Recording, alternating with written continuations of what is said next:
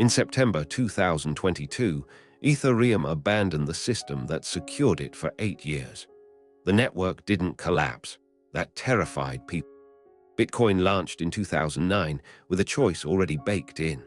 Nakamoto's design required participants, called miners, to solve complex mathematical puzzles to validate transactions.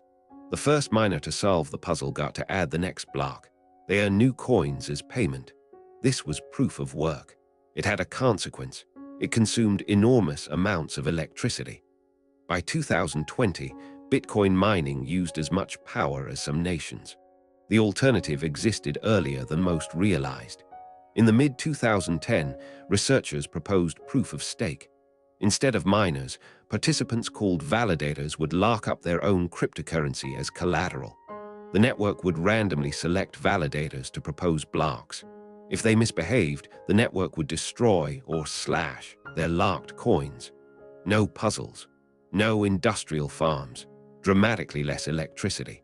Security works differently in each system. Proof of work makes attacks expensive. To rewrite history, you need to control 51% of the network's computing power. That requires purchasing or renting vast amounts of hardware. The attacker bleeds money every second. Proof of stake makes attacks economically suicidal instead. Validators risk their own coins. Attack the network, lose everything you've staked. The threat isn't computational, it's financial. But proof of stake introduced a new problem: wealth concentration. In proof of work, anyone with hardware could mine. It was meritocratic in theory. In proof of stake, validators with larger balances earn more rewards. Rich participants get richer. The system potentially creates a permanent class of wealthy validators who control the network. Proof of work had its own flaw. It favored those who could afford industrial operations. When Ethereum transitioned to proof of stake in 2022, an event called the merge, the network's energy consumption dropped approximately 99.9%. Overnight, the validators replacing miners had to lock billions in cryptocurrency.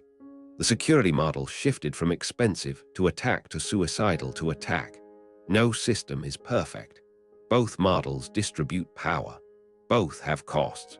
The question isn't which is objectively superior, it's which trade-offs matter to you. The debate continues because there's no neutral answer. Bitcoin miners argue proof of work is more battle-tested, more truly decentralized. Proof of stake advocates point to energy consumption and scalability. What neither side mentions, both systems concentrate power eventually, one through hardware capital, one through coin ownership. Understanding how each works and what each sacrifices is where clarity begins. This video is for educational and informational purposes only and is not financial advice.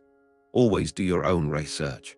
Subscribe for deep dives into the mechanisms and failures that shaped modern finance. No hype, just how these systems actually work. This video is for educational and informational purposes only and is not financial advice. Always do your own research.